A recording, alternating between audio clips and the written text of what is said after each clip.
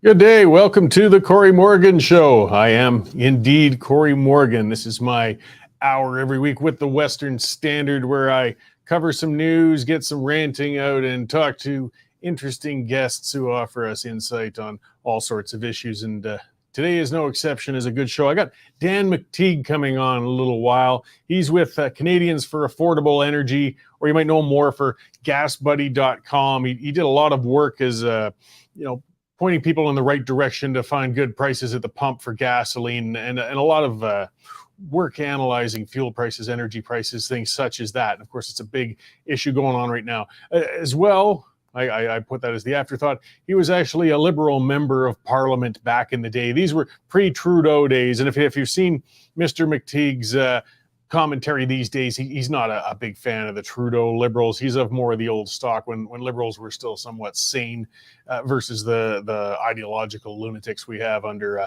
Prime Minister Hammerhead.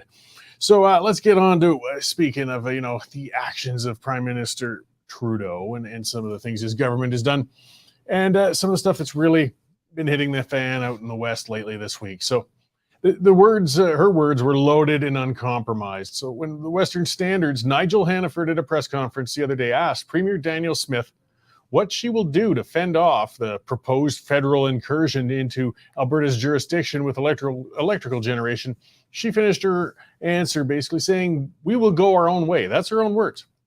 Now, Smith isn't saying the government's going to pursue an independence referendum in Alberta anytime soon, but she's well aware, too, that her statement left room for people to take that as an unspoken threat. Alberta's premier is an experienced and skilled communicator. Her choice of words was no mistake. Now, in the near future, Alberta will go its own way with the current plan to reach net zero emissions by 2050, no matter what Ottawa thinks. The goalposts, though, are 15 years apart, whereas, Guilbeault wants to reach that goal at 2035. And there's little indication that Guilbeault or Smith are willing to even entertain the notion of changing their targets. So this battle is just beginning. Now, Guilbeault's following the typical Liberal playbook. He's slapping down the West to win support in the East. The net zero electric generation targets are going to be easily met in Ontario and Quebec, where they're rich in hydroelectric resources and they have nuclear reactors. The 2035 net zero target for Alberta, though, is utterly impossible to reach without crippling Alberta's economy and threatening domestic energy security. Right now, fossil fuel supplies almost 80% of the province's energy needs, and that can't change that much in 12 short years. The province has no major rivers to dam, and the way Canada works, it would take decades to get a large-scale nuclear power generation plant up and running if it was ever even approved. I mean, despite years and in billions in investment in solar and wind generation projects, they still only supply a small percentage of the Alberta power grid. And they'll always need to be backed up with gas generators for the days when the sun doesn't shine and the wind doesn't blow. It does happen. Smith can't bend on that, and she won't bend. And Guilbeault won't budge either. So what next?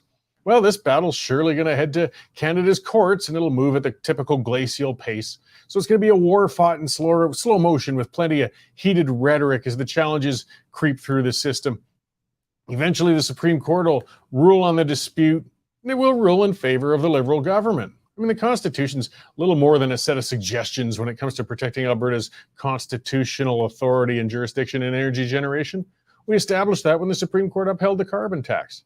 The court is stacked, and when it feels that it's in the public good, particularly Central Canada's public good, when it feels it's better to step on Alberta's rights in that case, it'll step on Alberta's rights every time. Now, Premier Smith is saying she's willing to pull out all the stops to stop Ottawa's incursion upon the province. Now, time will tell if she really means it, though, because once the battle is finished in the courts and Alberta has lost, the federal government will then move on to the punitive stage if we don't cooperate out here in the West. They'll cut transfer payments as they demand capitulation, and the impact Albertans will be harsh. We'll be starved of the transfers of our own money back to us. At this point, there's only going to be one thing that'll make Ottawa back off. Alberta needs to begin the process of truly going its own way. No doublespeak, no veiled threats. Alberta needs to work towards invoking a referendum on independence under the Clarity Act. The only other option is a surrender to the Trudeau Liberals, and that would only open the door, of course, to more incursions. We might as well just give up having a provincial government. No, I don't expect Premier Smith to start threatening a move towards provincial independence, at least not yet. Most Albertans would still prefer to see the standoff somehow settled within Confederation, or at least for now. Once all the legal challenges have failed and all of the tools have been taken out of the toolbox, used and broken, only one path is going to remain, and that's the path to full independence. Now, time will tell whether Premier Smith is going to be willing to take that path. She is the most independence-minded, inclined premier Alberta's had to date, though, so we got some interesting times ahead of us. All right, so that's kind of where I'm setting the stage today. We got an interesting fall coming along in politics, as always. So let's get in with our news editor, Dave Naylor, though, and see what else is happening out there in the world for our check-in. Hey, Dave, how you doing? I'm doing okay, Corey. How are you handling the heat? Oh, I like it. I love heat. Bring it on. I thought you were more of a winter guy. No, I despise winter. Jane likes the cooler weather, yes. You've heard me whine about winter enough to know how much I hate it. I had a laugh this week on some of the other media's headlines where it's, heat warning, temperatures to soar, take precautions. It's going up to 30 degrees and it's summer. Like, what do people expect? It's summer. Well, it seems this is the first time ever. I mean, they act like it, don't they? I remember many 30-degree days when I was a kid, too. I'd still be kicked out of the house and have to deal with it. I survived. Exactly. Come back when the sun's going down. One group of people, Corey, that's not having a very good time this summer right now is in the Northwest Territories, and that's where some of our news focus has been this morning. RCMP charged some kids with starting an arson fire up there, and that's sort of continuing along the way that Alberta went and parts of BC, where all these fires break out, and then it turns out, it's not climate change; it's actually arson. So we've got the story up there with some RCMP supplied video of the kids setting the fire. The fire itself is now within 16 kilometers of Yellowknife, the capital of the Northwest Territories. So things there are tense, and they're praying for some rain, but I don't think it's coming. Also praying for rain are the people down near Pincher Creek. That area is the latest in Alberta to be declared a disaster area for the crops because of the lack of rain. We've got a story from our business expert, Sean Polzer, on how the influx of people moving here from other places in Canada has kept the Calgary housing market booming. House prices in Vancouver and Toronto compared to Calgary. Calgary is about half the price. And we've got a story on, if you remember, Corey, during the pandemic, the Liberals had all these ventilators stored away, spent like hundreds of millions of dollars on them, never used. Well, now apparently a lot of them have been given to the Ukraine to help in their war effort. So that's what we've got up now. Coming up shortly, we've got a former NBA player musing about throwing on a wig and joining the Women's League, as men are doing with a lot of women's sports these days to try and mock gender. And he figures he could score 60 points a game in the Women's League. And he's 7 foot tall, Corey, so I wouldn't put it past him. And Mr. Polzer's got a story coming up on Germany, desperate for natural gas, buying it from other places in the world because, as Prime Minister Trudeau said, no business market here for it, Corey. None at all. So wonderful. Well, I guess one bright side, maybe the WNBA will finally get a little bit of a bump in its ratings. Yeah, they're not very good. And hey, speaking of women's sports, shout out to the English women's soccer team. Made the final. It's England's first World Cup final since 1966. So we're all going to have to get up early Sunday morning, middle of the night, and watch that game. I look forward to you telling me how it went. You know I will. All right. Thanks, Dave. Take care, Corey. That is our news editor, Dave Naylor. As you can hear, there are lots of things. News items are always coming down the pipe. We're constantly putting them up. I think near 50 pieces a day sometimes are going up there. There are no other news sites in the West, or I think in Canada, that are really putting up that much news content, our own content. We have reporters, we have columnists. Those pieces are getting up there. The reason we can do that, guys, is because of subscribers. We're independent media. We've been banned, well, I wouldn't say banned, but we can't put our stuff on Facebook anymore. You know, the battle's going on with Ottawa because they're trying to bail out their legacy media buddies. We're not with that bunch, but we need subscribers to do it. So keep that in mind. If you subscribed already, thank you very much. We really appreciate it. If you haven't, get on there, westernstandard.news/membership. It's $9.99 a month. $100 a year, like a newspaper subscription, and it'll get you past that pesky paywall, and you can see all those stories as they're coming. Hey, come on, help share our stuff, get it out there, spread it around. We can build that audience. We don't have to let the government dictate how media is going to work in this new and changing world with things. And yeah, we cover some fun and interesting stories. That NBA one's interesting. But we saw that in Canada recently with, I guess it was a female power lifter, or a former male power. I can't keep up with the terms anymore. Trans doesn't bother me. I'm not as hung up on it with some other people. Hey, if that's your thing, good for you, right on. I'll certainly refer to anybody by whatever gender pronouns they prefer once they've told me, or whatever, things like that.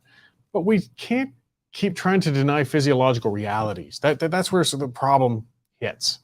We can't pretend that there's not a physiological advantage when somebody's entering women's sports if they were initially biologically a male. There's just no pretending. They're asking us to set aside reality. And it's unfair. It's unfair to the women who trained so hard, who put that time in to try and compete. We see that in the swimming, and now we're seeing with powerlifting, of course.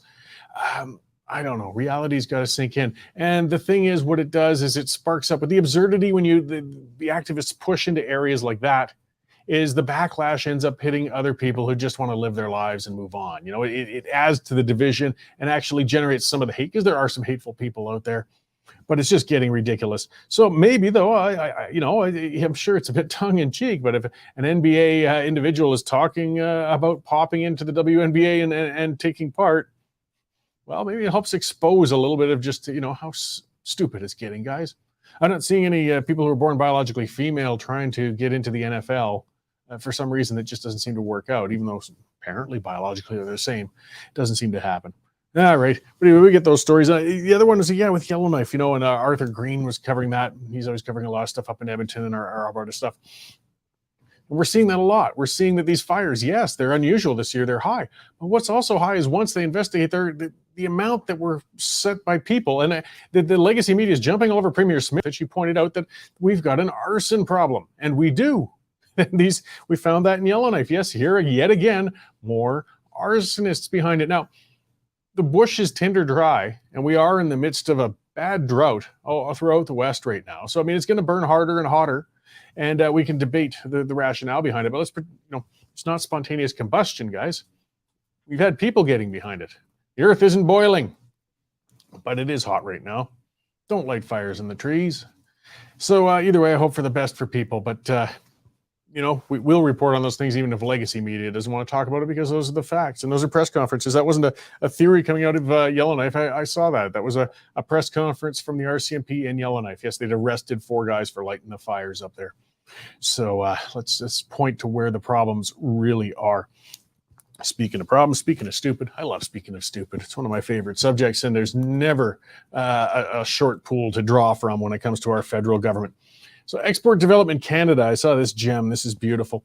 They are unsure of recovering millions it loaned for aircraft engines to a Mexican airline. So a startup little domestic airline in Mexico, I guess they wanted to get some airplanes. They needed engines. So what do? They gave our Canadian tax dollars to this Mexican airline, said, here, we'll lend you that because, we know that your credit risk is low, right?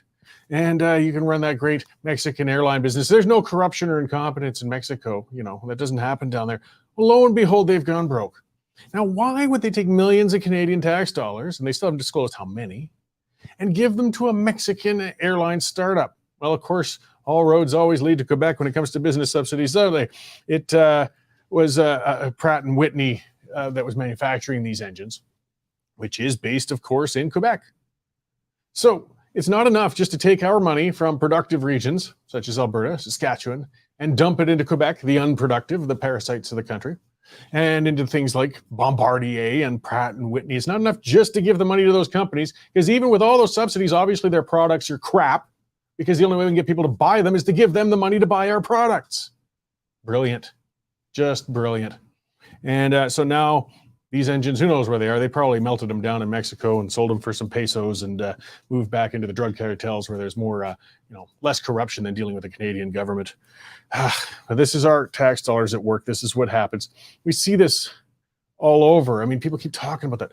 Look, guys, the solution is less government. It's less. We need government out of the way. You want to help the economy. It's not going to be through government trying to pick winners and losers and micromanaging and taking money from the productive and giving it to the useless. But we keep trying, and this happens on the city level.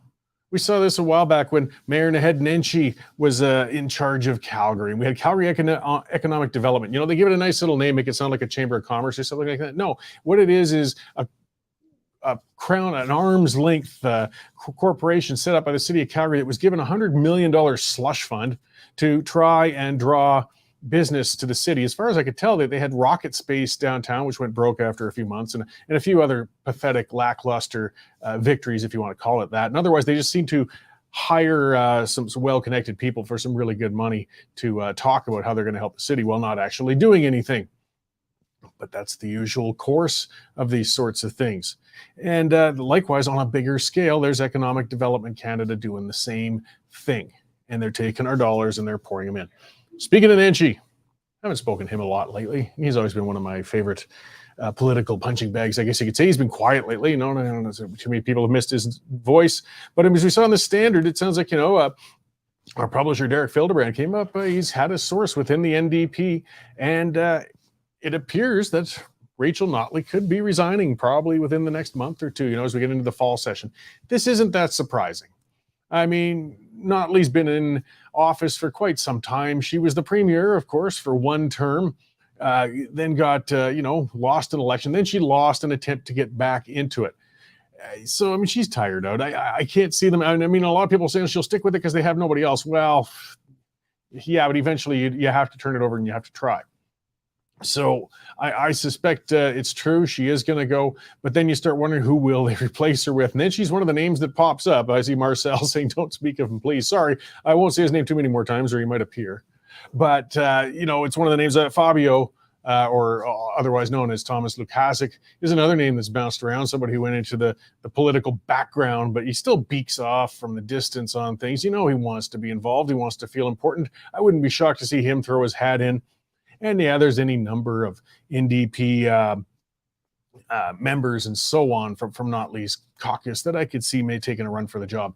But can we see anybody who's really going to take that party and run with it? I'll have to say his name one more time. Nenshi, I could see him gaining Calgary support, but the problem is he's not an NDP loyalist. I can't see him winning their leadership for a couple of things. He's not a good team player. He's not going to do well with the caucus. He's not going to get support from the workers within the NDP. That's why positions like mayor, where you're kind of an individual, worked for him. So the other thing is they want people to come up through their union ranks and all the rest of it. So even though politically I could see it, he could be one that could put them over the edge. I hate to say it, but there's still some people in Calgary that like that guy. If he was leading the NDP, he could potentially pull those votes over to win Calgary. I just can't see him taking or maintaining the NDP leadership, though, in order to do so. And of course, to be fair, he's never shown any interest in that. That's just pure speculation. But we know that guy isn't gone yet. He's my age. He's 52. That's still pretty young in politics. He's not giving up. So we're going to see him surface somewhere. Whether it's a run for the NDP leadership, again, I doubt it, but who knows? But the time to start speculating is now. At least that's what we like doing. I mentioned earlier, so there's been that battle over C-18.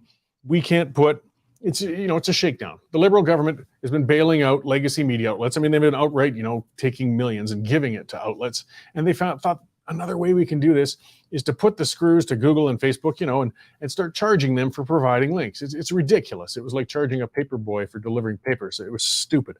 And it backfired and it failed. And now, though, we're paying the price. Canadians can no longer see news links on Facebook and probably soon on Google. And people saying, I never read my news on Facebook. No, that wasn't the point. It wasn't reading the news there. That's how you found your way to it. It was a tool. And we've lost that tool. But part of the battle now that Facebook didn't bluff, they said, we don't need to put these news links up, and they stopped. The government said, well, we'll get them back. We'll stop advertising with Facebook because they spent money on Facebook ads. Well, not all of them did, though. If you're going to have a government boycott, guys, you got to get all your little ducks in a row, and they don't seem to have done that well. But again, we're talking about liberal competency, right? So Records at Meta Platforms Incorporated showed that, Citizen Services Minister, so Cabinet Minister Terry Beach, a Liberal Cabinet Minister, is buying Facebook ads. He's still paying giving tax dollars to Facebook to buy ads, even though the government is supposedly boycotting it. These guys are inept. And we're hearing that sort of speculation that Justin Trudeau may be at the end of his time as well. And we'll see. I think he's going to go. I mean, people really disputed that. There was discussion on Twitter, quite a bit I had of that. Is Trudeau going to go or not? But you see, I think, and I don't think it was planned. I'm not that, he's not that deep in whatever. His marriage has clearly got issues going on. There's a separation, things are going on, but it gives him an out. And I mean, it wasn't a planned out, but he can use it because right now he's floundering. He doesn't know what to do. He's won 2 minority governments back to back. They're not going to tolerate him winning a 3rd minority or even losing the election, as it looks like he would right now. And he's not brilliant, but he probably could have realized that, okay, shuffling cabinet didn't do it. I just can't seem to gain traction in these polls. People are saying he loves the job too much. He's got too much ego. He won't step aside. I say it's the other way around. He does have enough of a brain in that little head of his, not a lot, but enough, to realize that if he runs again, he's going to get electorally spanked. He's going to be punted out of that seat, and it's going to be humiliating. This way he could say, I've done all I can, and now I want to be fair to Canadians. I want to be fair to my family and go spend time with them, and he'll step back. And he'll leave the mess for someone else to try and clean up. But we'll see. It's always speculation. I got a feeling within the next couple of months we're not going to see Prime Minister Trudeau. And some other people saying, well, he won't call an election right now. And he's like, no, he won't. And that's what I'm talking about. The timing is about right, actually, if you're going to do it. Because that gives 2 years roughly if you were going to hopefully maintain the Liberal government that long. It gives 1 year, and that's how long these things take almost, around now, or the better part of one, for them to have a leadership race, find and get whoever they want to have as a leader, and it gives them a year to try and establish themselves before they have to go to the polls. Because if he waits too long, then at that point, then they don't have the timeline to do it, and he's going to be in there for the end. So right now would be the time when he'd be considering stepping back and getting somebody else in there. Other people, there's speculation. Somebody's saying he thinks the Trudeau separation is a hoax. I don't know. I don't think the conspiracies are that deep. They love him or loathe him. I think most of us here loathe him. I know I certainly do. But he is human. He is. And his relationships are real, and I'm sure they have their ups and downs and good and bad. And things just parted ways. I can't see any political advantage in having that split happen and go on like that. So, I mean, I just, no, sorry, guys. I think he's going with it, but it was certainly nothing planned. You're always better off if you're in a political position to have a stable family unit going on. It just looks better and it's less headaches. So no, I don't think it's fake, and I don't think that he wanted to go that way necessarily. But who knows how long they've been having problems. Here's an interesting one. So the federal court rejected a test case of quarantine orders. So, there's a lot of things hitting the courts. I was talking earlier with how slowly Canada's court system works, and it is with every challenge and with everything that happens within it right now. Well, there was a case going forward, basically saying charter rights were breached with a lot of the mask and vaccine mandates, and they certainly were. I mean, I don't think many people can look at that and say, no, the rights weren't breached, and with the travel restrictions and things like that. The question is whether it was a justifiable breach. But what gets me now is the government saying, well, now, this is all over, and this is what the judge herself said. I think it was her. I'm sorry, it's a name I can't pronounce. So it sounds feminine, but it could be a male. Doesn't really matter. What the judge said is there's no longer a live controversy. The dispute has disappeared since mandates are no longer enforced. Thus, we don't need to hear this case. Well, hang on a minute. We need it more than ever. Just because it's done doesn't mean we don't still try it and find out whether it was worth doing. I mean, that'd be like saying, well, the murder is done. The guy's dead. What do we want to waste time in court and everything going over it? I mean, he's not going to be any less dead that, for having done so. Of course, we got to put this through the courts, because what happens the next time? And we know there's going to be a next time. That's why you run this through the courts now. Even though the restrictions are gone, we have to evaluate this. So we do have a basis the next time a government tries to do this to us all. That's what our courts are for. But no, this court said no, we're not gonna re-examine this because it's done. Well, no, guys, no, we got some big issues, and you know what? I mean, I'm not as far over with some of the people with some of the thoughts they had on it as to why vaccines were what or what the pandemic was. But clearly the government did mislead a lot of people. It did overreact in a lot of ways. It certainly infringed on rights. I still get people on my case, because I've always talked about that. I got jabbed twice. I didn't get any more boosters. I talk about those things. But they get upset with me for even having done that, some people. Hey, it was my choice. There's where we get it clear, guys. I support your choice. I've always opposed the vaccine passports. I always oppose the mandates. I oppose the masking. You want to go out and get vaccinated, though? By all means. You don't want to? Don't. We've got some people on the fringe, and I'll say that, fringe side saying my even participating in the vaccination shouldn't have happened. Well, then you're infringing on my choice, so kiss my ass. Goes both ways, guys. But I think we made choices based on a lot of bad information from a government that, like I said, was overreacting. I think there's a lot of questions to be asked about the amount of money they spent on those vaccines. Who did do well out of all that? I mean, they're pushing for fall boosters to come up for this year already. But as we've seen, only 6% of Canadians have gotten a booster in the last 6 months. We're done. We're sick of it. We're finished with it. We're not listening to the medical experts on this one anymore. We're tired of being told that we're supposed to be afraid. We're tired of being pressured into taking medications we don't feel comfortable with. So the next time this happens, and like I said, it's going to happen again, I don't think people are going to be nearly as docile and compliant as we were last time. Been through this once before. And Lord help us if it turns out that it really is a bad virus that's going around that could kill people, without a proper vaccine or medication or quarantines and things like that. What if it's something that is far, far worse than COVID ever was? But now we've lost so much trust with the state that people won't cooperate. And even then, I'll tell you what, I won't support mandatory orders. You know what? If people were dropping in the streets from COVID, and they weren't, if it was hitting young people, it never did. If it was killing healthy people, it never did. People would have chosen to take on any mandates and things to try and avoid the spread of that disease. They wouldn't need the gun to their head. I know there's always individuals who wouldn't bother, but most people, believe it or not, aren't that bad. A lot of people are really stupid, but they aren't necessarily all that bad.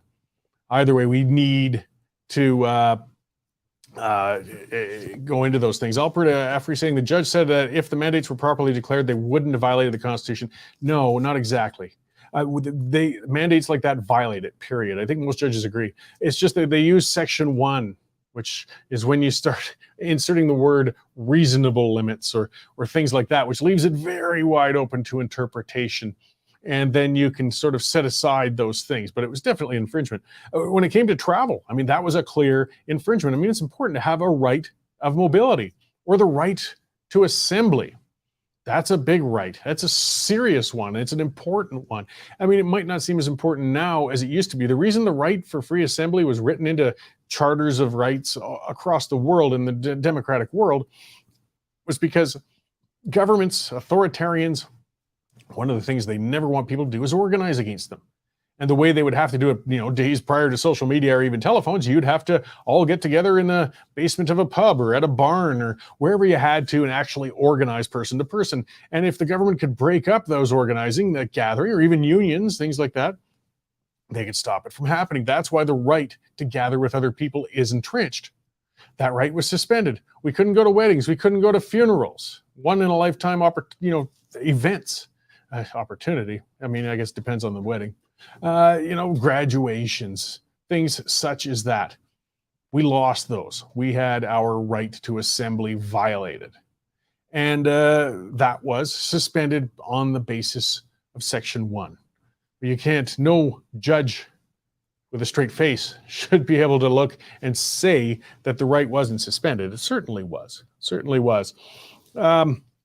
Either way, we got a lot of scary stuff to look at in hindsight. But there's a lot of misunderstanding. People don't understand rights. We take them for granted. We are a spoiled country. We have a lot of that. When you look at the Emergencies Act, that was when our rights were suspended. That's the point of the act. Because I had people arguing with me, no, it's not. Nothing was violated. Yes, it was. Yes, it was. That's the point of something as extreme as the Emergencies Act, is to say, this is so important, we need an act where we can set aside rights to get this under control. It should be only for something as extreme as true riots from coast to coast or alien invasions. And even then, I'm not sure if I'd trust the government to invoke it. But the rights are suspended. You suddenly lose that right to assembly, that right to travel. In our case, rights, well, not we ever really have them, but rights to property when our bank accounts were suspended and stolen. I shouldn't say ours, mine wasn't, but many people's were. This was not a minor thing. Made Canada sound like a tin pot dictatorship. But our rights, we take them for granted. And so now again, when we get to the point when we can look with hindsight, we have judges saying, no, we aren't even going to re-examine what happened. That's very distressing. It's very problematic, because it means we've learned nothing. Well, we have. The judges haven't, or they don't want us to have. And yeah, I don't think the next time, as I said, there'll be another time, people are going to take it as well. Plus, we're seeing the ramifications of it all now. Things we warned about. I mean, look at the inflation rate now.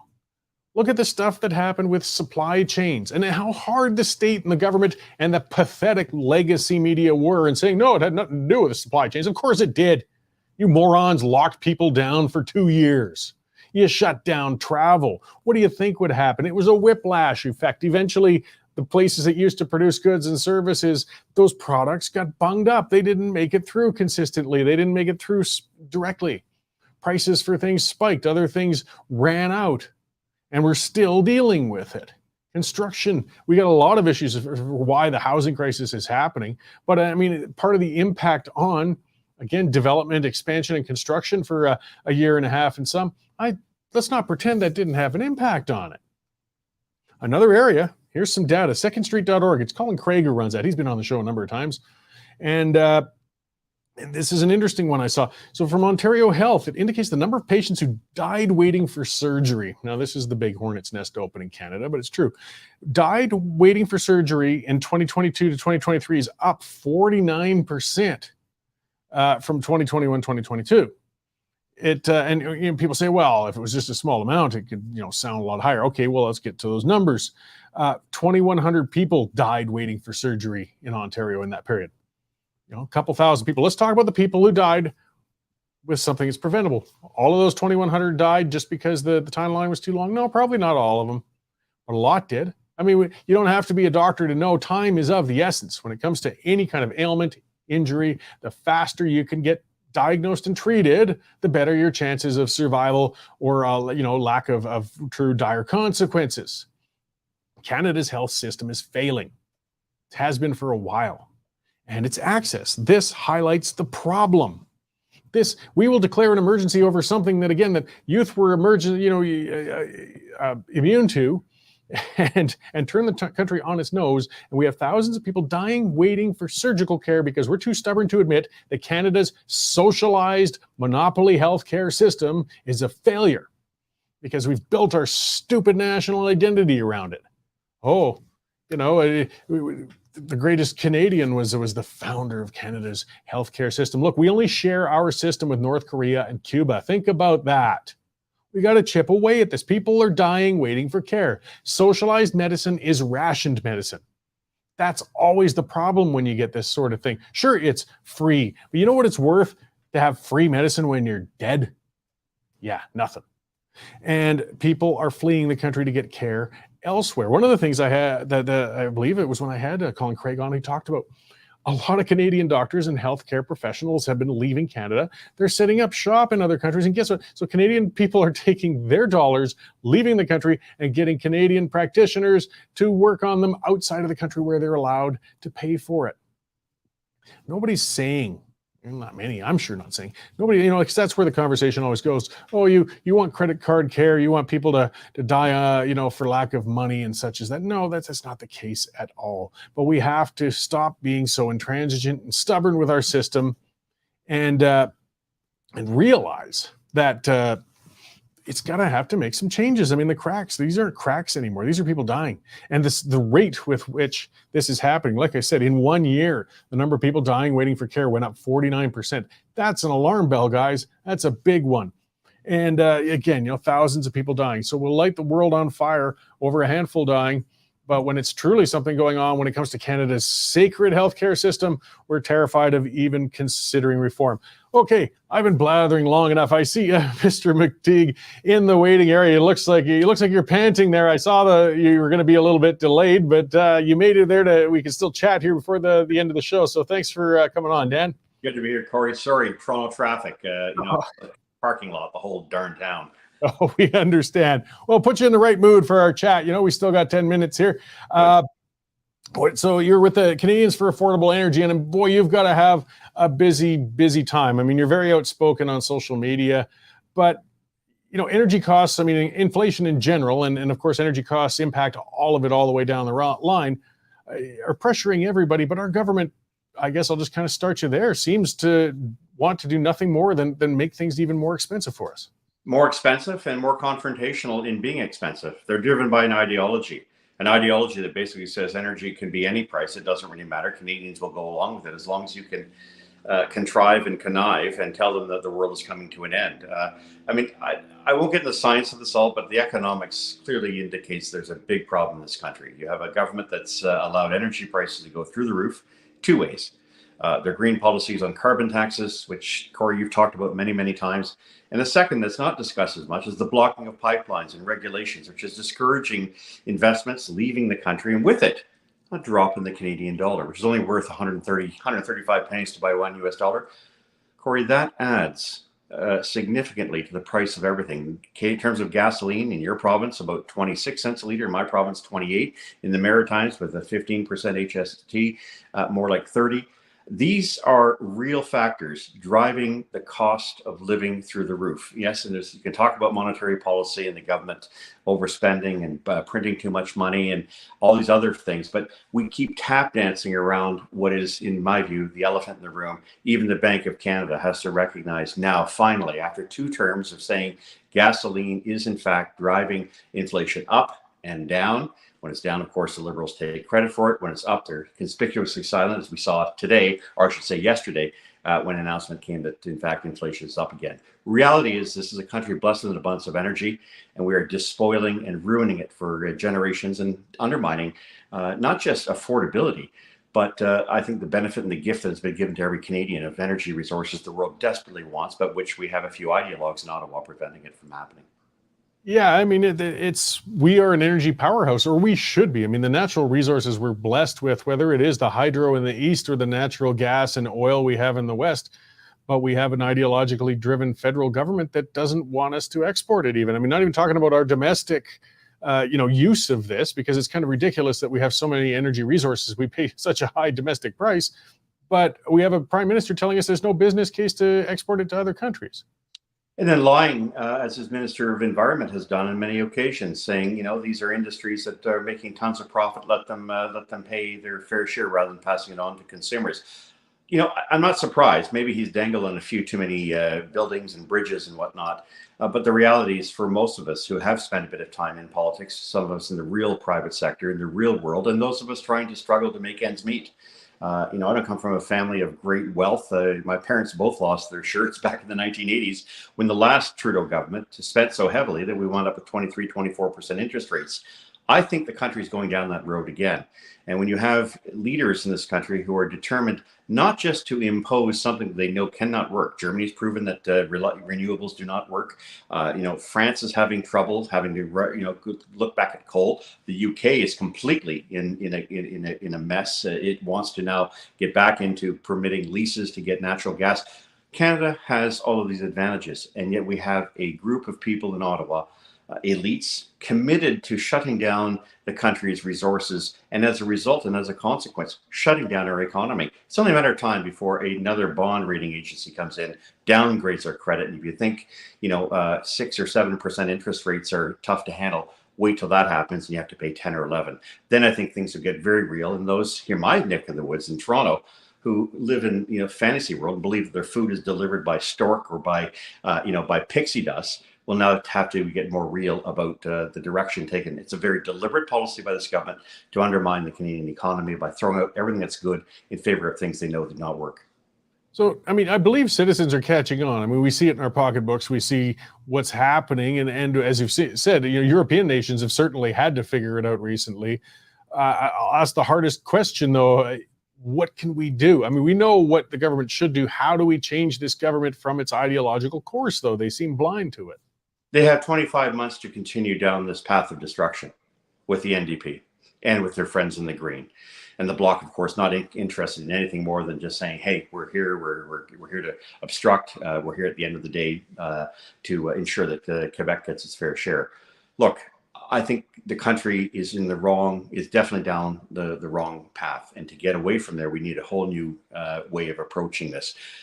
I'm going to be very blunt about this because I've never been a member of any other party but the Liberal Party. But my God, the Conservative Party today under Pierre Poilievre reminds me a lot of my Liberal Party in the 1990s. Practical, pragmatic, realistic, and saying these are the problems. This is where we go, and this is how we're going to get there.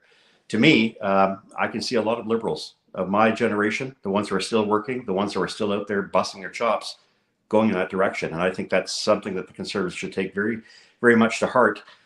Don't mess it up. We have one shot at this, and the country needs a new leadership badly, desperately. We can't keep going the way we are right now. Well, and we could be hitting other crises within this next 25 months, particularly constitutionally or unity-wise. I mean, the battle that's brewing up between Premier Daniel Smith and Environment Minister Guilbeault, I mean, I haven't seen that sort of language, between a premier and a federal government from the West anyways. I mean, it's getting more reminiscent of René Lévesque than anything else I've heard in a while. I mean, this could really blow up in a big way. Well, it is, and it already, I think, has become very apparent. Daniel Smith's not backing off. Scott Moe's not backing off. I suspect Manitoba may go the same way. But the one I've spent a lot more time working on and looking at has been the Atlantic provinces. The so-called red wall, it's gone. It's evaporated. Overnight in Nova Scotia, when you saw a 30, 40 cent a litre increase hitting people who happen to be, far less better off than the rest of the country on average, when you start hitting them and impacting them and then saying, oh, here's a bit of, here's a couple pennies to pay you back in terms of a rebate, which they know don't work. When you start hitting consumers, you start making people poor, you force them to make decisions that they are not comfortable with. I expect that the real blowback is going to come in provinces like Nova Scotia, New Brunswick, PEI, and Newfoundland when on election night, when that should happen. And I think Liberals know this. They lose most of their seats in that region of the country. Then the rest of it will be a steamroll. Because I think here in Ontario, with some exceptions, I think we're going the same direction as well.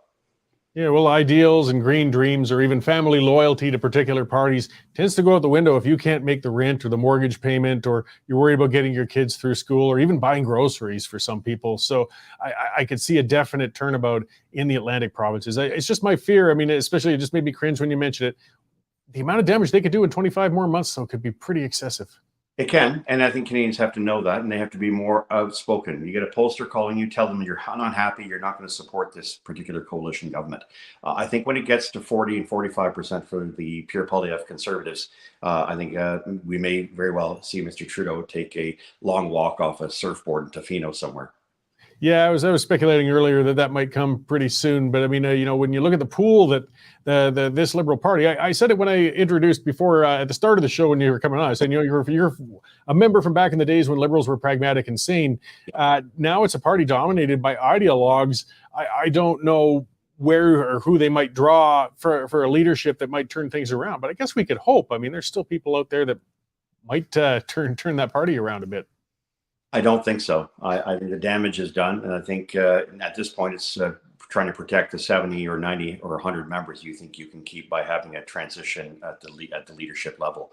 But if you're going to keep on the same dangerous path to economic perdition, good luck with that. You might be reduced to a rump, the same of which I saw in 2011.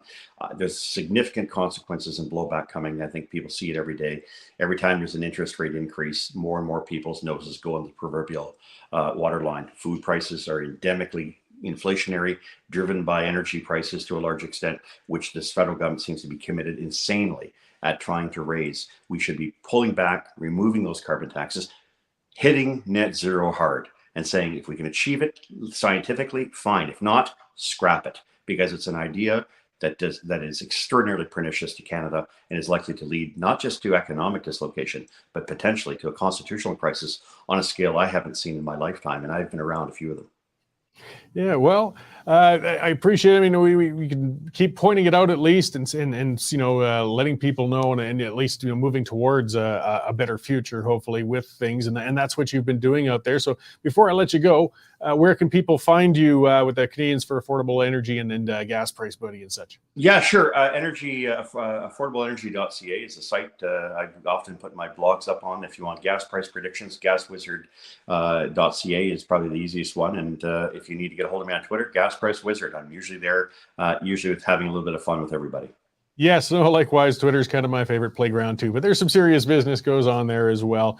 So I appreciate you rushing in to come to talk to us today and this stuff you do, Dan. I mean, as I said, it could be a long wait, but I mean, we can mitigate the damage by continually exposing this and pushing while we can. And just hope for the best. Back at you, Corey. Thanks for having me. I really appreciate this. All right. Thanks, Dan. Yes, that was Dan McTeague. As I said, one of the last of a generation of liberals who used to be sane. And there's still a few hiding out there and everything. But things change, and hey, if the Conservatives are in too long and do the wrong things, it's time to turn around on them and look at something different too. But they're just so ideologically driven now. I'm glad Dan got in for the tail end of the program there, though. It's always good to talk to him. As I said, check him out online. He's very outspoken and a good voice to listen to on energy issues. Because, hey, energy prices hit you everywhere. All right, that's all the time we've got today, guys. Boy, it does go by fast, even when I'm babbling away for a guest who was a little bit delayed. So thank you for all tuning in today on the Cowboy Network and live on the rest of those Western Standard channels. One more reminder, subscribe, share. Let's beat the blockage going on Facebook thanks to the bad liberal policies. And set aside some time. Make sure to tune in, and we'll all get together and do this again next week at this time.